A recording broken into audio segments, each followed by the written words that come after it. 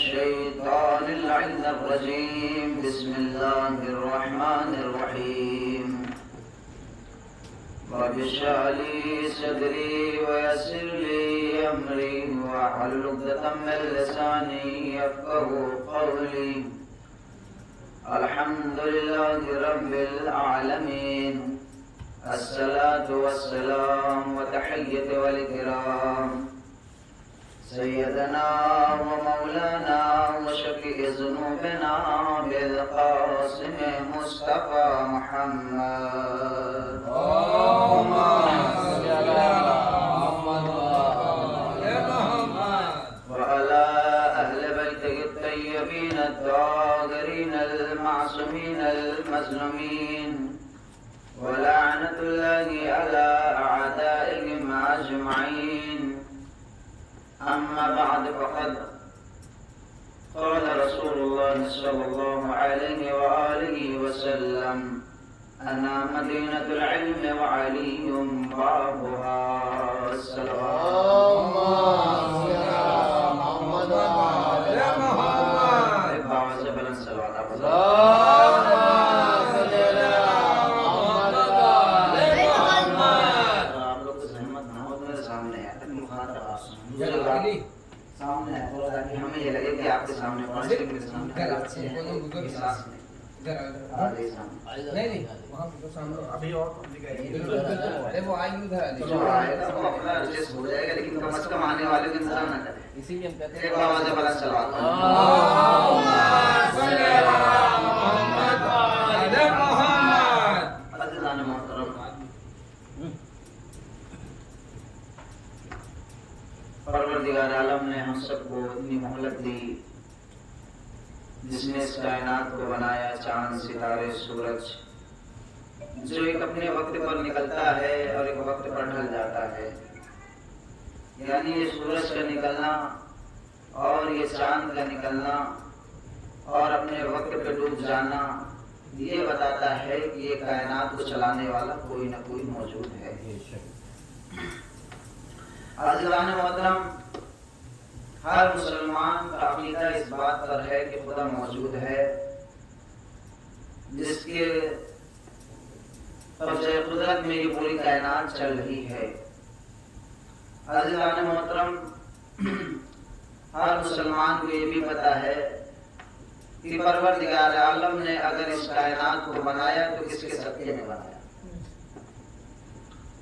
ہر انسان کو پتا ہے اللہ نے اگر اس کائنات کو بنایا اس کائنات کو سجایا تو کس لیے سجایا پروردگار عالم اگر اس کائنات کو خلق کرتا یہ پہاڑ یہ پودے یہ چاند یہ ستارے یہ درندے یہ پرندے اگر نہ بناتا تو خالی یہ دنیا ایک دم خالی کی طرح لگتی مثال کے طور پر جس طریقے سے ایک مکان ایک انسان بنواتا ہے اور مکان کے اندر ڈیزائن نہیں کرواتا یا تصویر نہیں لگواتا یا اور بھی چیزیں نہیں کرتا تو مکان سونا سونا لگتا ہے یعنی ایک مکان کو سجانے کے لیے انسان ہر اس چیز کو اپنے مکان کے اندر لگاتا ہے جس سے اس کا مکان اچھا لگے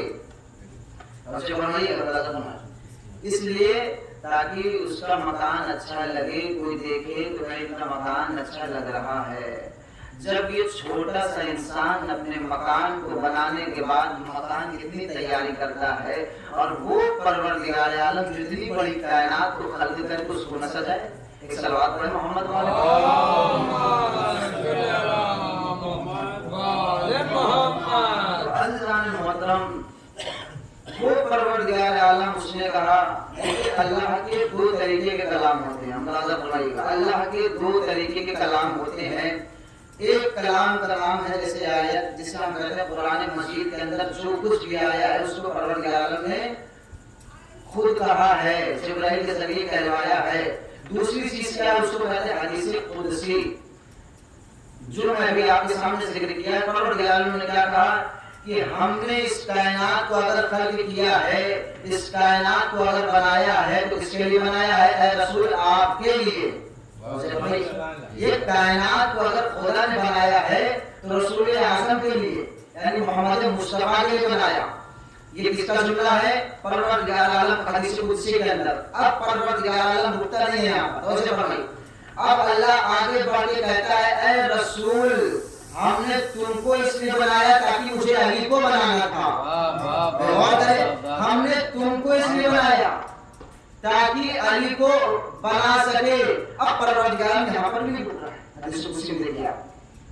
اب پروردگار پھر مخاطب ہوتا ہونے کے بعد کہتا ہے محمد و علی ہم تم دونوں کو بھی نہ بناتے اگر فاطمہ کو خلق کرنا نہ ہوتا.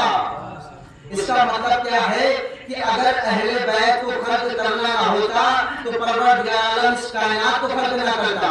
یہ صلوات پڑھیں محمد و علی محمد.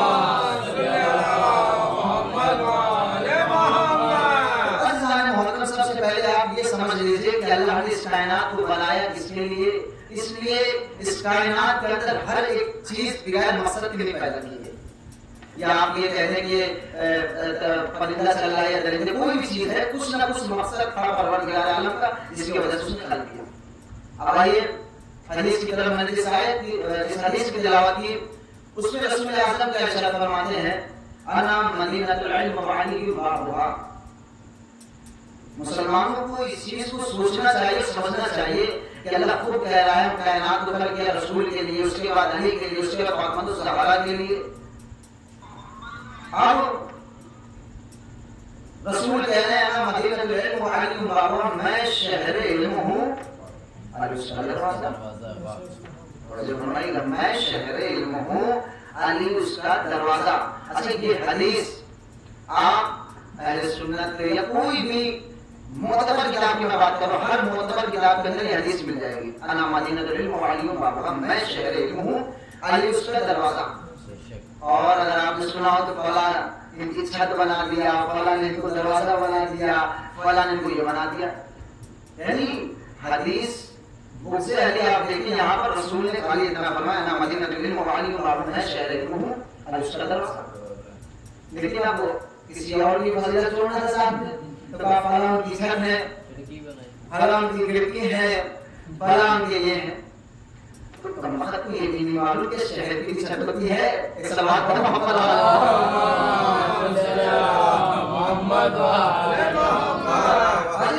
نعرے تکبیر، نعرے تکبیر، نعرے رسالت، نعرے رسالت، نعرہ حیدر، حیدر، آواز بلند صلوات.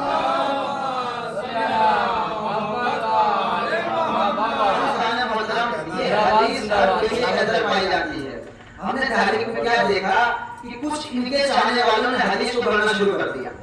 کیوں؟ فضیلت ان کی بیان کرنی. پوری تاریخ اٹھا کے اگر آپ معتبر کتاب دے دیں تو ان کی کوئی فضیلت نہیں ملے گی. ان کی جو اشاروں سے آپ کے سامنے بات کریں ان کی کوئی فضیلت نہیں ملے گی. ان کی فضیلت کو لگایا گیا کس کے ساتھ؟ مولا علی کے ساتھ. رسول کہیں پر یہ نہیں لکھا یہ میرا فلاں یہ ہے فلاں، کچھ نہیں. تاریخ کہا ہے میں شہر علم ہوں دروازہ صرف اور صرف علی. اب عزیزان محترم اب آپ کو دیکھنا یہ ہے دنیا کے اندر اتنے علم ہیں، انسان سیکھتا ہے اپنے نالج کے لیے، اپنے علم میں اضافے کے لیے سیکھتا ہے. عزیزان محترم کیا علم انسان کو فائدہ دیتا ہے؟ سوال ہے میرا آپ سے.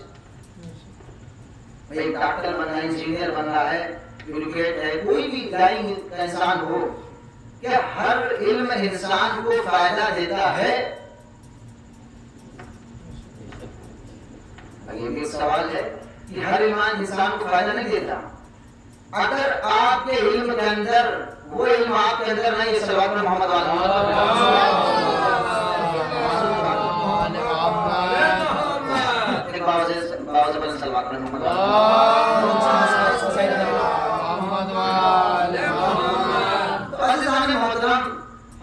وہ علم انسان کو فائدہ دیتا ہی نہیں ہے جو انسان کو معرفت اہل بیت سے دور کرے. یعنی معرفت اہل بیت سے جو علم انسان کو دور کرتا ہے وہ انسان کو فائدہ نہیں دیتا. ہم نے ایسے قاری ایسے ملا دیکھے جن کے پاس علم دوبارہ حافظ القرآن ہے لیکن معرفت اہل بیت نہیں ہے. تو آپ ان کو دیکھیے کہیں پر لاٹھی بھی کھاتے نظر آ جائیں گے، کہیں پر گالی بھی کھاتے نظر آ جائیں گے. ہمیں ایک بھی ایسا عالم دین دکھا جس جو معرفت اہل بیت رکھتا ہے اس کو کوئی گالی دے رہا ہو یا مار رہا ہو؟ نہیں عزیزان محترم، اب معصومین کیا کہہ رہے ہیں کہ جس کے دل کے اندر ہمارے چند کی محبت ہوگی وہ بھی کسی موڑ پر رسوا نہیں ہوگا، کسی بھی موڑ پر رسوا نہیں ہوگا۔ کیوں؟ اس کے دل کے اندر معرفت اہل بیت ہے۔ جب تک انسان کے دل کے اندر معرفت اہل بیت نہیں ہے تب تک وہ کامل انسان ہی نہیں ہو سکتا۔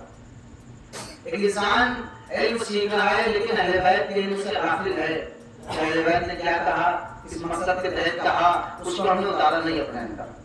ہم نے یہ تو کہہ دیا خوش کو رب الکعبہ، یہ سزا تو ہم نے سن لیا، اعلان کر دیا ہم نے کہ رب کعبہ کی قسم آج علی کامیاب ہو گئے۔ آپ نے غور کیا علی نے کس وجہ سے یہ جملہ استعمال کیا؟ مولا علی کی ساری زندگی کی تاریخ آپ نے پڑھا کہ علی نے ساری زندگی کیا کیا کیا نہیں کیا۔ تو عزیزان محترم، انسان کی ذمہ داری یہ بنتی ہے کہ علم جتنا ہو سکے سیکھتا رہے۔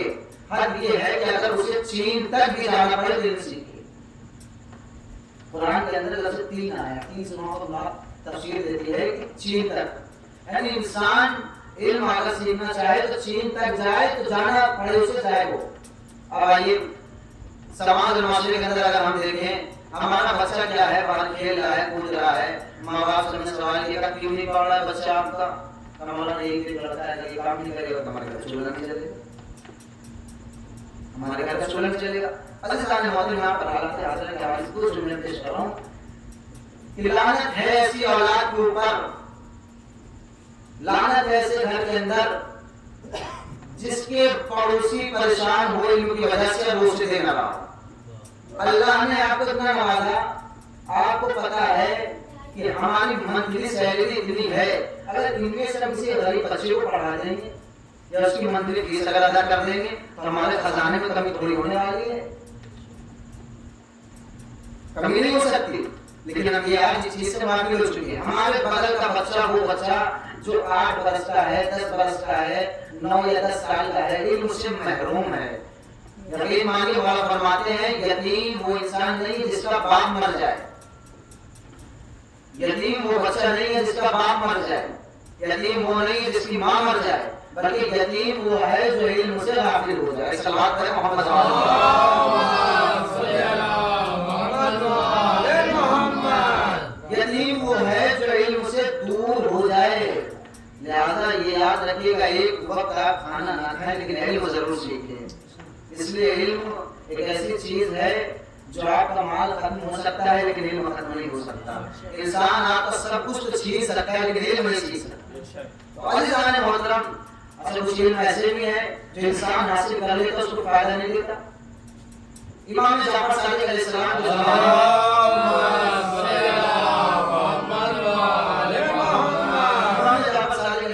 زمانے میں ایسا شخص تھا، بہت عالم تھا، بہت گردواری تھی اس کے اندر، بہت صلاحیت تھی اس کے اندر، ہر ایک چیز کا علم اس کے اندر تھا۔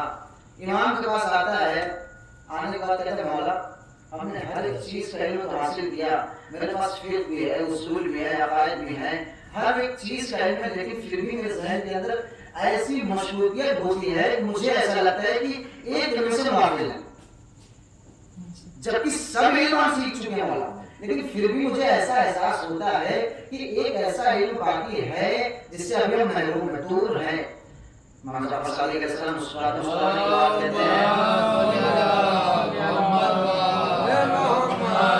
کہا وہ علم کوئی اور نہیں، وہ علم ہے دروازے علی مرتضیٰ جس سے دور ہے۔ کہا مولا مجھے تو نہیں پتا تھا، تمہیں مرزا کی یہ حدیث نہیں سنی، انا مدینہ العلم وعلی بابھا، میں شہر علم ہوں، علی اس کا دروازہ۔ یعنی اگر کسی کو بھی علم حاصل کرنا ہے تو دروازے پر آنا پڑے گا، بغیر دروازے کے انسان شہر میں داخل نہیں ہو سکتا، اور اگر کوئی داخل ہونا بھی چاہے گا تو اسے چور کہا جائے گا کہ وہ چوری سے شہر کے اندر داخل ہو گیا۔ تو لہٰذا اگر انسان کو علم چاہیے تو در اہل بیت پر آنا ہوگا، در اہل بیت پر آنا پڑے گا، بغیر در اہل بیت پر آئے اسے علم حاصل ہو ہی نہیں سکتا۔ اور جو در اہل بیت پر نہیں آتا یہ سوچتا ہے سیکھ لیا تو کمبخت، یہ سوچ غلط ہے۔ اس لیے علم تو اس نے سیکھ لیا، لیکن قیامت کے دن جب اسے پروردگار عالم کہے گا کہ تمہیں میں نے میرے حبیب نے جب کہہ دیا تھا انا مدینہ العلم وعلی باب، میں شہر علم ہوں، تو دروازے پر کیوں نہیں گیا؟ بھائی قیامت کے دن یہ بھی قرآن کی آیت، قیامت کے دن ہر ایک انسان اپنے ایمان کے ساتھ بلایا جائے گا۔ بے شک کیا ایسا ضروری ہے کہ آپ کیا ہمارے روزے میں آپ سے کہا کہ آپ نے حضری کو آپ نے اتنے اعمال کیے ہیں، اتنے لوگوں کو گالی دی، اتنی زمین ہڑپ لی، اتنے بھائی کا حق ادا نہیں کیا آپ نے، پڑوسی کا خیال نہیں رکھا؟ نہیں، پہلا سوال یہ بھی آپ سے لوگوں ماننے کے بعد اپنے ایمان کے ساتھ آؤ تاکہ وہ آپ کی تعریف کر سکے۔ تو آپ بھی تو کہیں نا پروردگار ہم ان کے پیچھے نماز پڑھیں، تو لہٰذا جس کے پاس امام ہی نہ ہو اور جس کا امام خود ہی پریشان ہو، یعنی جس کا امام خود ہی پریشان ہو، یہ شعر ہے نا کہ محشر میں یہ کچھ لوگ مریدوں سے کہیں گے ہم خود ہے پریشان تو میں اپنی پڑھی ہے، ایک صلوات پڑھ محمد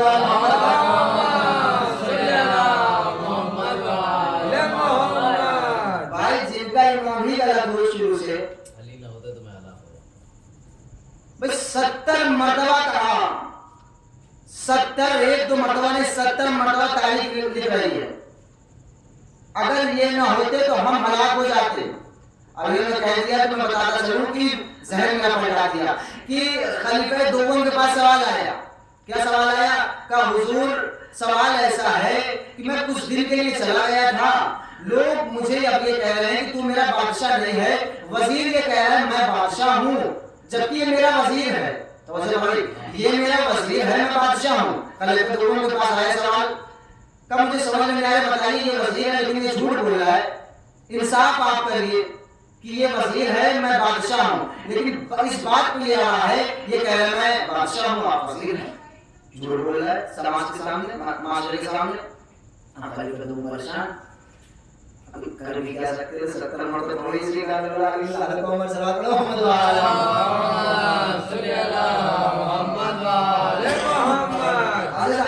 کشمکش کی حالت میں مسلمان بھی دیکھ رہے ہیں کہ خلیفہ کو جواب دیں تو حلہ بڑا انتہا ہو، اب دونوں کٹہرے میں کھڑے ہو گئے، بادشاہ اس میں سے دیکھ رہے گا، ایک وزیر ہے ایک بادشاہ ہے، لیکن دونوں کا کہنا یہ ہے کہ بادشاہ ہم ہیں، پتہ کیسے چلے گا کہ بادشاہ کون ہے وزیر کون ہے؟ تو فوراً خلیفہ دوم نے کیا کہا؟ اب ہمیں پتہ چلا کس کے پاس جانا پڑے گا، وہی چوکھٹ پر جانا پڑے گا جو عدل کا مرکز ہے، یعنی علی مرتضیٰ۔ ایک صلوات ہے محمد وعلی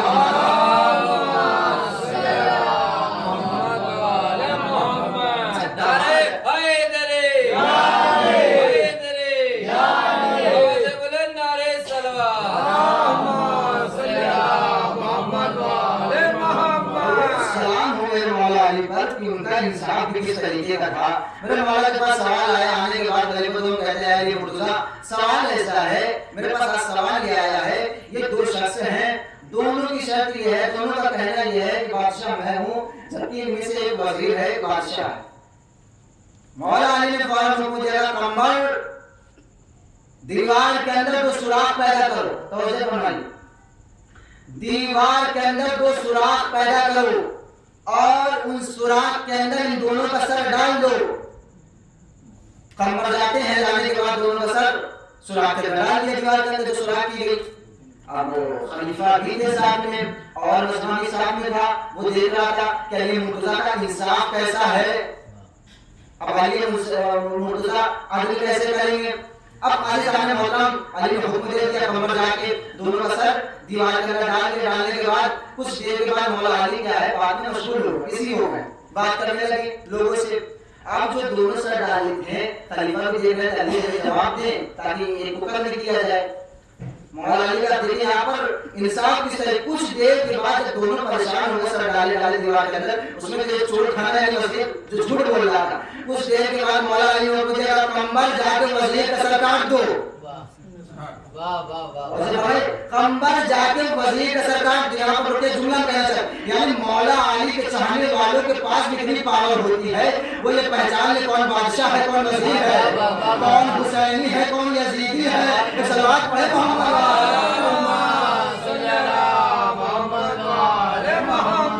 اب جیسے ہی ये जुमला सुना, क्या जुमला सुना? अली मुर्तजा ने ये कह दिया कि खंबर जाओ वजीर का सर काट दो। उसमें से वजीर ने अपना सर निकाला, भाग गया। एकदम मौला कायनात ने कहा देख लिया, जो भाग गया वो वजीर है, जो रह गया वो बादशाह है। सलावत पढ़े मोहम्मद।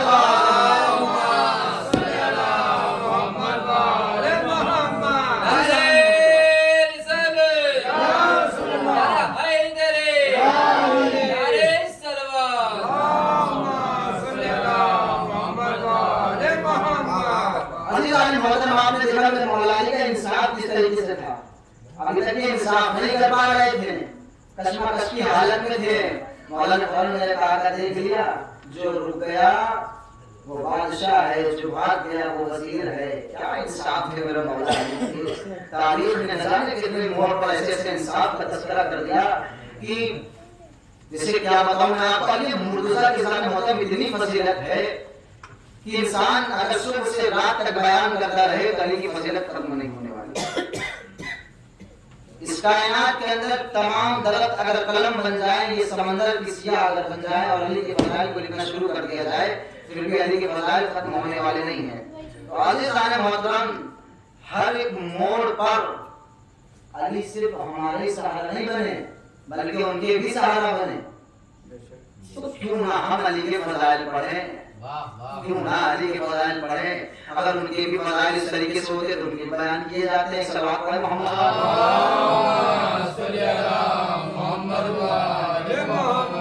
आज ऐसा मोहतरम इंसान हम पर एतराज करता है, शिया अली को इतना बढ़ा दिया कि जिसकी कोई हद नहीं। हमने क्यों बढ़ा दिया? वो जाकर रसूल से पूछ, रसूल ने क्यों बढ़ा दिया नहीं मुर्तजा को इतना? रसूल को जब भी मुश्किल अगर आई तो अली को तलब किया। जब भी रसूल को कहीं पर कोई भी मुश्किल आई तो उन्होंने अली मुर्तजा को तलब किया, मौला अली को तलब किया। अज़ीज़ान मोहतरम, गदीर अभी से पहले आपके सामने गुजरी है।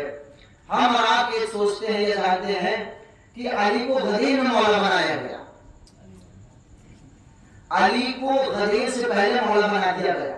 अब आप कहें कहाँ मौलाना? दावत ज़ुलशीरा के अंदर एक सलावत है मोहम्मद आले मोहम्मद।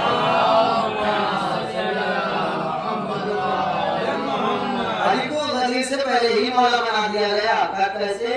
जब परवरदिगार आलम ने जिब्राइल को हुक्म दिया है, जिब्राइल जाओ रसूल से कह दो अपने रिश्तेदारों को बुलाना शुरू कर दें, हमारी तरफ दावत देना शुरू कर दें कि अल्लाह की इबादत करो, मेरी इबादत करो।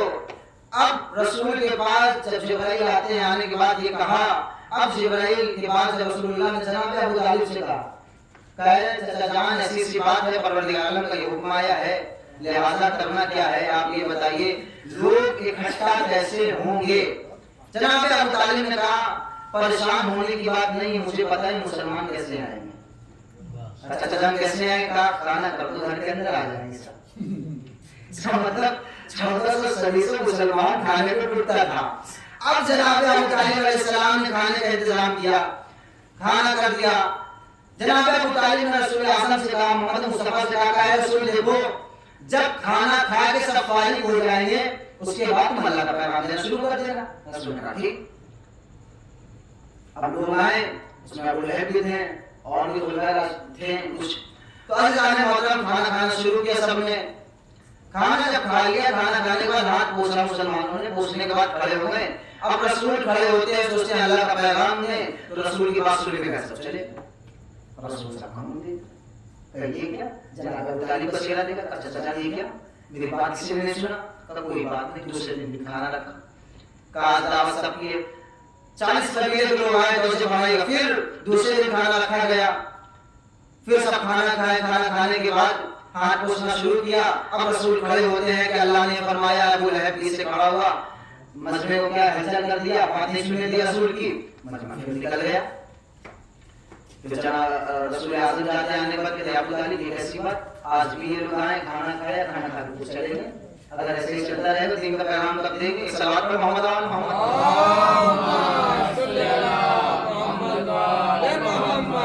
अगर यही चलता रहा तो दिन का पैगाम कैसे देंगे? अल्लाह मोहतरम, जनाब अबू तालिब ने कहा है मोहम्मद परेशान मत हो, कल फिर दावत होगी, लेकिन कल कोई दस्तरखान से अपने उठेगा नहीं। اب جیسے ہی ابو طالب نے تیسرے دن گھر کے اندر دعوت رکھی، کھانا رکھا، سب آئے، کھانا کھانا شروع کر دیا۔ اب کھانا کھا کے جیسے ہی اٹھنا چاہتے تھے جناب ابو طالب نے اپنے آستین کو الٹا، الٹنے کے بعد کا خبردار کوئی اپنی جگہ سے مت اٹھنا جب تک رسول کی بات نہ سن لینا۔ اب سب در پر اپنے بیٹھ گئے، بیٹھنے کے بعد رسول کھڑے ہونے کے بعد کہتے ہیں کیا میرا کوئی جانشین بننا چاہے گا؟ کیا میرا کوئی وسیع بننا چاہے گا؟ کیا میرا کوئی دوست بننا چاہے گا؟ اتنے خلفاء تھے، کوئی کھڑا نہیں ہوا۔ مجمع سے ایک بچہ کھڑا ہوا، ہونے کے بعد کہا یا رسول اللہ میں آپ کا جانشین بنوں گا، میں آپ کا دوست بنوں گا، میں آپ کا وسیع بنوں گا۔ رسول نے بیٹھا دیکھا، بیٹھ جاؤ۔ پھر رسول نے مخاطب ہوئے، مجلس ہونے کے بعد کہا کیا کوئی میرا دوست بنے گا، میرا جانشین بنے گا، میرا وسیع بنے گا؟ کوئی نہیں کھڑا ہوا مجلس سے، اتنی بھی تعداد میں لوگ کھڑے تھے، بیٹھے تھے، کوئی نہیں آیا آگے۔ پھر وہی بچہ کھڑا ہوا، کھڑا ہونے کے بعد کہا رسول اللہ میں آپ کا دوست بھی بنوں گا، میں آپ کا بھائی بھی بنوں گا، میں آپ کا وسیع بھی بنوں گا۔ کہا بیٹھ جاؤ۔ اب اسی طریقے سے رسول نے تیسری مرتبہ یہ جملہ استعمال کیا، کرنے کے بعد کیا کہا کیا کوئی میرا دوست بنے گا، کیا میرا کوئی بھائی بنے گا، کیا میرا کوئی وسیع بنے گا؟ مجمع سے کوئی نہیں اٹھا، وہی بچہ اٹھا، وہ بچہ کوئی اور نہیں بلکہ مشکل کشا علی ابن ابی طالب تھا۔ یہ صلوات پڑھیں محمد و آل محمد۔ اب عزیزان محترم جب یہ بچہ کھڑا ہو گیا، ایک مطلب رسول نے کہا اے علی اس کا اجر تمہیں آج ہم نہیں دیں گے بلکہ غریب کے میدان کے اندر دیں گے۔ جب حاجیوں کو جمع کر لیا گیا، جو آگے تھے انہیں پیچھے بلایا، جو پیچھے تھے ان کو آگے بلایا۔ بلانے کے بعد سب سے کہا یہ بتاؤ کیا تمہارا میں نبی ہوں؟ سب نے کہا یا رسول اللہ بالکل آپ میرے نبی ہیں۔ کیا میں تمہارا مولا ہوں؟ کہا بالکل آپ میرے مولا ہیں۔ جیسے ہی رسول نے یہ اقرار کرایا پھر کہا من کنت مولا فہذا علی مولا، یعنی جس کا میں مولا اس کا یہ علی مولا۔ صلوات پڑھیں محمد و آل محمد۔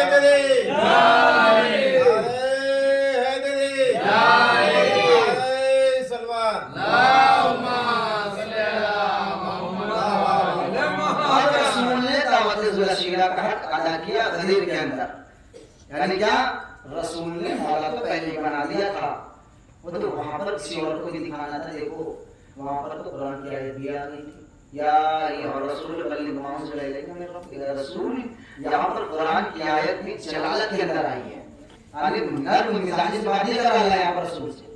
رسول اگر تم نے یہ پیغام نہیں پہنچایا تو بالکل تم نے رسالت کا کوئی کام انجام نہیں دیا۔ رسول اعظم سے پروردگار کون سا پیغام تھا؟ علی کو مولا بناؤ، بناتے رہو کسی کو بھی مولا، کسی کو بھی بناتے رہو، لیکن جو جس لائق رہے گا اس کو اس لائق سمجھا جائے گا۔ اس صلوات پر محمد و آل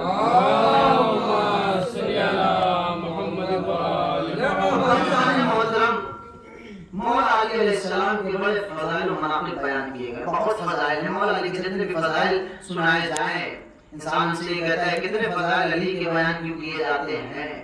عزیزان محترم جب مولا علی کے اتنے فضائل ہیں تو بیان کیے جائیں گے۔ اب آپ یہ دیکھیے، بس یہ آخری بات، اس کے بعد وقت مسائل۔ جناب سلیمان علیہ السلام نبی خدا تھے، یہ بھی ایک نبی تھے نا ہمارے جناب سلیمان علیہ السلام۔ جناب سلیمان علیہ السلام کو اللہ نے کس چیز کی طاقت نہیں تھی؟ چرندے پرندے، ہوا پر قبضہ، پانی پر قبضہ، ہر ایک چیز پر جناب سلیمان کو قبضہ تھا۔ جناب سلیمان علیہ السلام، بس یہ آخری بات، جناب سلیمان علیہ السلام کا گزر اپنے لشکر کے ساتھ ایک صحرا سے ہوا، ایک جنگل سے ہوا۔ تو جب جناب سلیمان علیہ السلام کا لشکر ایک صحرا سے جب گزر رہا تھا، کچھ دور پر ایک چیونٹی تھی، وہ اپنے چیونٹی کے سردار اپنے لشکر کے ساتھ چل رہی تھی۔ تو اس نے کیا دیکھا جناب سلیمان کا لشکر آ رہا ہے، یہاں سے میں پیش کروں گا مولا کائنات کے فضائل کیا ہیں، فضیلت کیا ہے جناب محترم نے کیا۔ چیونٹی نے دیکھا کہ جناب سلیمان کا لشکر آ رہا ہے، چیونٹی کے سردار نے فوراً حکم دے دیا کہ اپنی اپنی دل کے اندر چلی جاؤ، اس لیے کہ جناب سلیمان کا لشکر آ رہا ہے، ایسا نہ ہو جناب سلیمان کا لشکر آئے ہم سب کو کچل کے مار دے۔ جناب سلیمان علیہ السلام کچھ دیر کے بعد چیونٹی کے پاس آتے ہیں، آنے کے بعد چیونٹی کو حکم دیا کہ بیڑ سے باہر نکل، بیڑ سے باہر نکلی۔ جناب سلیمان علیہ السلام نے کہا کیا تجھے معلوم نہیں ہے نبی اسے کہتے ہیں جو دور کی بات بھی سن لیا کرتا ہے۔ بھائی ہمارا عقیدہ یہ ہے کہ نبی وہ ہے جو غیب کی بات بھی بتا دے. وہ نبی ہی نہیں جو غیب کی بات نہ بتا دے. جناب سلیمان نے شکریہ سے کہا کہ تجھے معلوم نہیں ہے کہ نبی دور کی بھی باتیں سن لیا کرتا ہے. کیا تو نے یہ کہا ہے کہ میرا لشکر آ رہا ہے, تجھے غسل دے گا, تجھے مار دے گا, کیا تجھے پتہ لگتا ہے کہ نبی پہ ظلم کرے گا؟ شکریہ سلام نے کہا کہ سرکار حضور بات ایسی ہے کہ مجھے لگا کہ آپ کا لشکر آ رہا ہے, ہو سکتا ہے کہ ہمارے کچھ جو لشکر میں لوگ ان کو دبوچ دے, ان کو مار دے. جناب سلیمان علیہ السلام کو چیونٹی کو اٹھایا. اٹھانے کے بعد کہا کہ تجھے میری عظمت نہیں پتا, کیا تجھے میری فضیلت نہیں پتا؟ میں خدا کا بھیجا گیا نمائندہ ہوں, میرا نام سلیمان ہے, میرا ہر چیز پر قدرت رکھتا ہوں, میں ہر چیز پر, میں جس چیز کو حکم دے دوں میرے پاس چلا ہے. ایک بار شیوٹی سے جیسے جناب سلیمان نے کہا, شیوٹی نے پلٹ کے کہا سرکار اس وقت آپ سے زیادہ افضل میں ہوں. شیوٹی نے جناب سلیمان کا سرکار اس وقت آپ سے زیادہ افضل میں ہوں. جناب سلیمان علیہ السلام پریشان ہوگا, اس وقت افضل مجھ سے زیادہ, ابھی میں نے اقرار مجھ سے کروایا کہ نبی خدا میں ہوں, ہر چیز پر قدرت میری ہے, تو یہ کہہ اس وقت افضل میں ہوں, وجہ کیا ہے؟ ایک بار شیوٹی کہتی ہے حضور اس وقت افضل اس لیے میں ہوں, اس لیے کہ میں آپ کی ہتھیلی پر ہوں. واہ واہ واہ واہ واہ. اللہ نے فرمایا آپ نے, اس لیے میں افضل ہوں, اس لیے کہ میں آپ کی ہتھیلی پر ہوں. یعنی کچھ شیوٹیوں سے جناب سلیمان نے نیچے رکھا, کہا اب بتا افضل کون؟ اب شیوٹی نے فوراً کہا کہ اس وقت افضل آپ ہیں. کہا آپ افضل کیوں؟ کیسے آپ نے اپنی ہتھیلی سے مجھے نیچے رکھ دیا؟ واہ واہ واہ واہ. یعنی سلیمان کی ہتھیلی پر شیوٹی آنے کے بعد کہہ رہی افضل میں آپ سے زیادہ, نبی سے زیادہ, لیکن اب زمین پہ رکھ دیا تو شیوٹی کہہ رہی آپ افضل ہے. اس کا مطلب کیا؟ پھر شیوٹی کو ہتھیلی کو جناب سلیمان نے لیا, لینے کے بعد کہا اب افضل کون؟ اب شیوٹی کہتی ہے آپ سے زیادہ افضل میں. کہا کیوں؟ اس لیے کہ میں آپ کی ہتھیلی پر ہوں. واہ واہ واہ واہ واہ. مسلمان کو میں یہی بتا رہا ہوں. واہ واہ واہ واہ واہ واہ. شیوٹی جناب سلیمان کی ہتھیلی پر آ کر اتنا ناز کر رہی ہے, کیا عظمت ہے اس علی کی جو محمد کی مصطفیٰ ہو. نعرے حیدرے, حیدرے, حیدرے, آواز بلند نعرے صلوات. محمد وآل محمد. جناب سلیمان کی ہتھیلی پر آ رہی ہے, حضور میں آپ سے زیادہ افضل. مسلمان اس بات کا اقرار کر رہا ہے کہ شیوٹی اس وقت افضل کیوں؟ ہتھیلی پہ آنے کے بعد. اور وہ علی جو خانہ کعبہ کے بت کو توڑا, رسول کی مصطفیٰ سے ہوتا, یعنی اس شیوٹی سے ہتھیلی پر آئی, اس شیوٹی کی اتنی عظمت بڑھ گئی. اور وہ علی جو پشت پر تھا رسول کے, کیا عظمت ہوگی اس کی. عزیزان محترم, عظمت علی مرتضیٰ سمجھنے کی دیر ہے. یقین مانیے اگر آپ مولا علی کے فضائل سننا شروع کرتے ہیں تو ختم نہیں ہونے والے. علی کے فضائل اتنے ہیں کہ کبھی کبھی آپ بھی کشمکش کی حالت میں ہو جائیں گے کہ واقعی مولا علی کو اتنی نوازے گئے مجھ سے, لیکن عزیزان محترم نوازے گئے ہیں. لیکن یہیں سے ہمارا دل تڑپ جاتا ہے, یہیں سے ہمارا دل لرزنے لگتا ہے, جہاں پر ہمارے مولا کے اتنے فضائل ہیں, مناقب ہیں, یہیں پر ان کے بیٹوں پر بڑا ظلم کیا گیا. آپ کو ایک بات بتاتا چلوں کہ کربلا میں جناب زینب سلام اللہ یزید سے مخاطب ہونے کے بعد کہا, یزید یہ بتا تو جیتا یا میں جیتی؟ یزید یقینی طور پہ کہتا ہے میں جیت گیا. زینب نے کہا تو جیتا؟ کہا نہیں تو نہیں جیتا. کہا یزید یاد رکھنا کربلا کے بعد دو طرح کے لوگ تھے, کربلا کے بعد دو طریقے کے نام لینے والے تھے, کربلا کے بعد دو طریقے کے فرقے ہمیں ملے. یاد رکھنا اگر کربلا کے بعد تیرا بیٹا تیرا مخالف ہو جائے سمجھنا تو ہار گیا. کربلا کے بعد اگر میرا مخالف میرا بیٹا ہو جائے تو میں ہار گئی. اب آپ نے کیا دیکھا تاریخ میں, کربلا کے بعد اس کا بیٹا کس سے مخالف ہو گیا؟ یزید کا بیٹا یزید سے مخالف ہوا, لیکن حسین کا بیٹا حسین سے مخالف نہیں ہوا. تو اللہ تعالیٰ آج یزیدی قوم مٹ گئی حسین کو مٹانے والی. آج یزیدی قوم کا نام و نشان نہیں ہے, یزید کا نام لینے والا اپنے قبر کے اندر سڑا ہے. لیکن آج حسین کا نام لینے والا ہر چوراہے پر ہے, ہر گلی کے اندر ہے, ہر گھر کے اندر ایک حسین کا عزادار ہو, چاہے وہ شیعہ کا گھر ہو، چاہے وہ سنی کا گھر ہو، چاہے وہ بریلی کا گھر ہو، چاہے دیوبندی کسی بھی فرقے کا گھر ہو، حسین کا نام لینے والا ہر گھر کے اندر موجود ہے، لیکن یزید کا نام لینے والا موجود نہیں ہے۔ کیوں؟ کیونکہ یزید ظالم تھا اور حسین مظلوم تھا۔ عزیزان محترم، آج 3 محرم الحرام ہو چکی ہے، رفتہ رفتہ حسین کا غم ہم سے جدا ہوتا جا رہا ہے۔ آج ہم اور آپ اس حوالے سے بیٹھے ہیں کہ مرنے کے بعد ہو سکتا ہے ہماری بخشش کا سبب حسین کے آنسو بن جائیں۔ تو جب بھی رویا کریے تو یہ سوچ کر رویا کریے کہ ہم اس غریب پر رو رہے ہیں جس پہ رونے نہیں دیا گیا، جس پہ رونے والے کو مارا گیا۔ آپ کو پتا ہے جناب سکینہ جب اپنے بابا کو روتی تھی تو شمر تماشے مارتا تھا، کبھی تازیانے لگاتا تھا۔ ایک مرتبہ جناب سکینہ سید سجاد کے پاس جاتی ہیں، جانے کے بعد کہتی ہے بھیا میں ان سے یہ نہیں کہتی کہ مجھے تازیانے نہ مارے، یہ مجھے تماشے مارتے ہیں۔ یعنی میرے مولا کے جہاں پر اتنے فضائل پائے جاتے ہیں۔ عزیزان محترم، آج 3 محرم ہو چکی ہے، آج طفلان مسلم کے مصائب پڑھنے ہیں۔ کون مسلم؟ مصائب سننے کا نام نہیں ہے، میں پہلے آپ کو بتا دوں، مصائب احساس کرنے کا نام ہے۔ یقین مانیے اگر مصائب کو آپ نے دل سے سنا تو رات میں جب آپ بستر پر لیٹیں گے، جملہ اگر آپ کے ذہن کے اندر رہے گا تو آپ تڑپ تڑپ کے روئیں گے۔ صاحب اولاد کا مجمع ہے، اولاد والے موجود ہیں، اگر آپ کے سامنے اگر آپ کی اولاد کو تماشا مارا جائے، آپ کے سامنے آپ کی اولاد کو اگر شولوں پر گزارا جائے تو آپ کا دل تڑپ جائے گا۔ ذرا حسین کی غربت پہ سوچیے۔ عزیزان محترم، کربلا کا پہلا شہید جو مسلم جسے امام حسین نے بھیجا تھا، کہا جاؤ کوفے جاؤ، جا کر پیغام میرا دے دو۔ جناب مسلم، کون مسلم جسے اپنا امام حسین نے بھائی قرار دیا، جناب مسلم کوفے میں آنے کے بعد امام حسین کا پیغام دیا، پیغام دیتے ہیں، پیغام دینے کے بعد جناب مسلم نماز شروع کرتے ہیں۔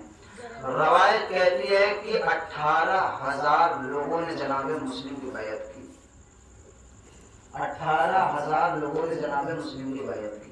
اب مصیبت امام حسین، مصیبت مسلم سنیے گا ذاتارو، مسلم کے 2 ننھے ننھے بچے بھی تھے جن کی تاریخ عمر لکھتی ہے، ایک کا عمر لکھتی ہے، ایک کی عمر 9 برس تھی، ایک کی عمر 11 برس تھی، ایک کا نام محمد تھا، ایک کا نام ابراہیم تھا۔ عزادارو، جب جناب مسلم نے نماز کو شروع کیا تو 18,000 لوگوں نے جناب مسلم کے پیچھے نماز پڑھنا شروع کیا، لیکن جب جناب مسلم مڑ کر دیکھے نماز ختم ہوئی، کیا دیکھا کہ ایک افراد بھی نہیں تھا، ایک افراد بھی جناب مسلم کے ساتھ نہیں تھا۔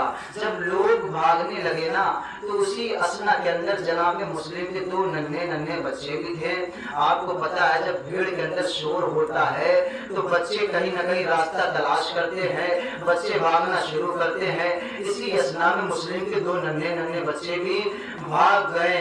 آزادارو، یہ مسلم کے جو 2 ننھے بچے تھے نا، ابراہیم محمد، رات کی تاریکی میں گلی میں جاتے ہیں، جہاں پر بھی جاتے ہیں، جانے کے بعد کہتے ہیں دیکھو میں علی کا بیٹا ہوں، میں رسول کا نواسا ہوں، مجھے ایک رات کی پناہ دے دو۔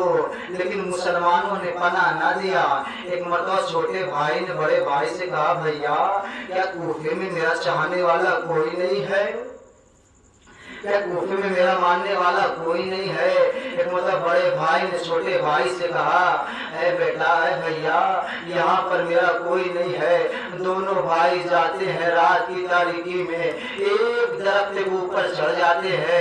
بڑے بھائی نے کہا اے بھیا، آج رات ہم لوگ یہیں گزار لیں، کل کہیں نہ کہیں ہم چلے جائیں گے۔ عزادارو لوگ، میں نے مسائب کو ختم کر دیا۔ ایک مرتبہ جیسے ہی صبح نمودار ہوئی، کوفے میں آواز بلند ہو گئی، مسلم کو شہید کر دو، مسلم کو قتل کر دو، مسلم کو مار دو۔ ایک مرتبہ چھوٹے بھائی کے کان میں جیسے یہ آواز گئی، ایک مرتبہ چھوٹا بھائی کہتا ہے اے بھیا، یہ کس مسلم کی بات کر رہے ہیں؟ کیا یہ میرے بابا کی بات کر رہے ہیں کہ مسلم کو قتل کر دو؟